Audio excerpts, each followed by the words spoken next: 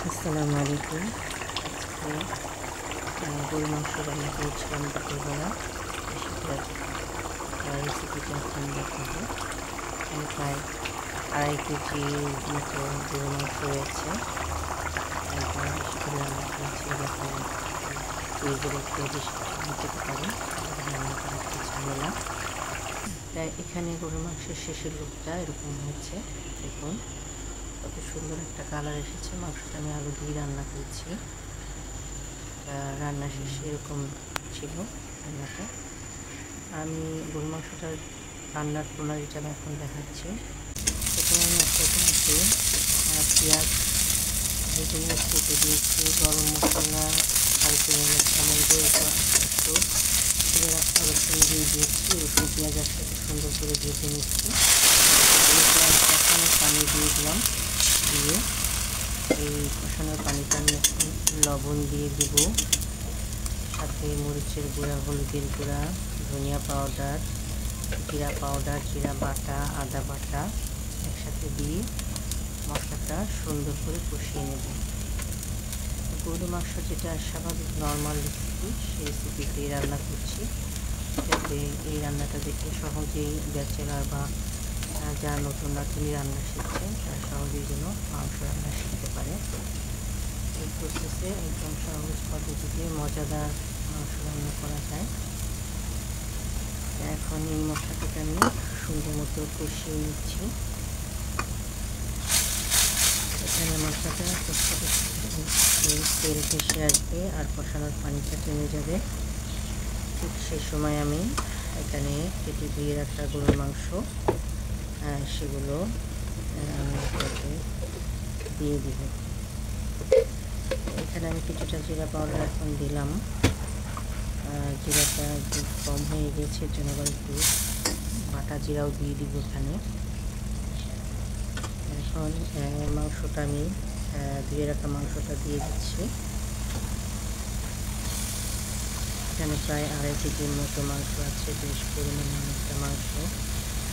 একসাথে বেশি করে রান্না করছি যাতে 2-3 দিন ফ্রিজে রেখে খেতে পারি। যেহেতু সবাই আমরা ব্যস্ত থাকি, তাতে দুদিনে টুকটাক ফ্যামিলির লোকজন মাংস খায়, গরু মুরগি রান্না করে রাখতে হয়। অন্য সবজি টবজি প্রতিদিন রান্না করি, মাছ সবজি রান্না হয়, কিন্তু মাংসটা যখন একটা মাংস আইটেম রাখতেই হয়, তখন একটু ফ্রিজ থেকে বের করে গরম করে এই মাংসটা খাওয়া হয়। এখন আমি গরুর মাংসটা উঠিয়ে পাল্টিয়ে নেড়ে চেড়ে এরপর প্রত্যেকটা মাংস ভালো করে নেড়ে চেড়ে দিলাম এবং প্রত্যেকটা মাংসের গায়ে মশলাগুলো একদম মিশে গিয়েছে। এখন জাল হচ্ছে, জাল দিয়ে মাংসটা যেহেতু কাঁচা মাংস ছিল, এখন দিয়ে এখান থেকে কিছুটা পানি বের হবে মাংস থেকে এবং সেই পানিটা সেই মাংসটা কষিয়ে নেব এবং মাংসটা আস্তে আস্তে কষাতে হবে। আমি একটু ঢেকে দিলাম, কিছুটা সবাই ঢেকে দিয়ে রাখলাম। ঢাকা উঠিয়ে এখন মাংসটা সুন্দর মতো নেড়ে চেড়ে দিচ্ছি এবং মাংসটা বেশ অনেক পানি বেরিয়েছে।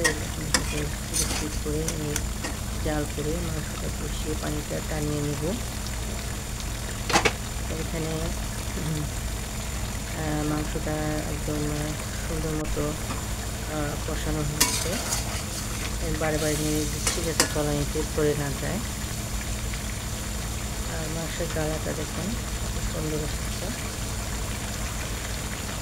আর এই যে মাংসটা এখন একদম পানি টেনে গিয়েছে এবং ভাজা ভাজা হয়ে গিয়েছে। এখানে কমপ্লিট। আমি পাশে চুলায় গরম পানি করে রেখেছিলাম, সেই পানিটা নামিয়ে রেখেছি। গরম পানিটা আমি এখন মাংসটা দিব।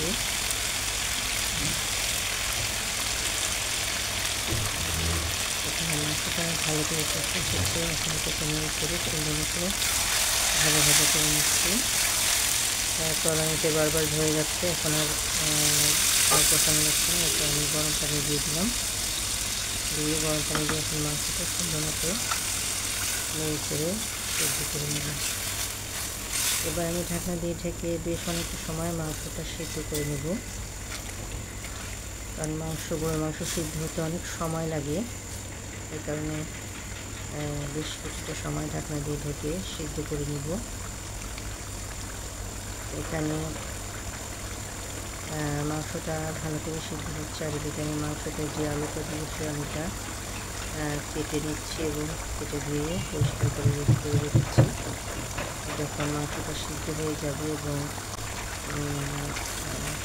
মাংসটা খাওয়ার উপযোগী হয়ে যাবে, ঠিক সে সময় আলুটা দিব, দিয়ে জাস্ট আলুটা সিদ্ধ করেই নামিয়ে নেব। এই প্রসেসে আপনারা সহজেই মাংস রান্না করতে পারেন। এখানে আবার একটা বড় হাঁড়ি ছিল, এই হাঁড়িটা পরে দিয়েছি, কারণ বড় হাঁড়িটা প্রথমের সাথে থাকলে মাংসটা কষাতে সমস্যা হতো। এখন ঝোলের ভিতরে হাঁড়িটা দিয়ে দিলাম। এখন ভালো করে জাল হচ্ছে।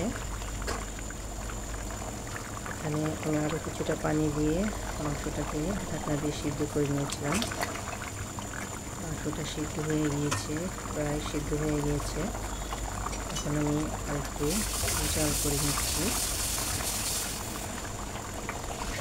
মাংসটা ভালো করে জাল হয়ে গেলে এরপর কেটে ধুয়ে রাখা সেই আলুটা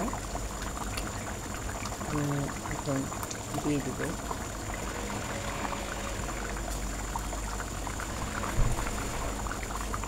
আলুটাগুলো দিয়ে দিয়েছি। যেহেতু মাংসটা পরিমাণে বেশি, আলুটা একটু বেশি দিতে হয়েছে।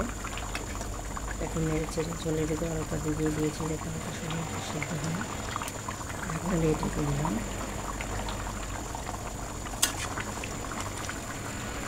ঘরে ঘরে নেড়ে দিচ্ছি, যাতে মাংসটা একদম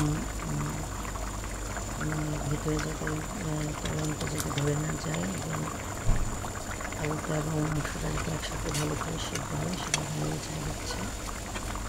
এখানে মাংসটা বেশ পরিমাণে ঝোল রয়েছে। এই ঝোলটা যখন একদম টেনে যাবে, আলুটা সিদ্ধ হয়ে যাবে, ঠিক সে সময় ঝোলটা টেনে গেলে চুলা নিয়ে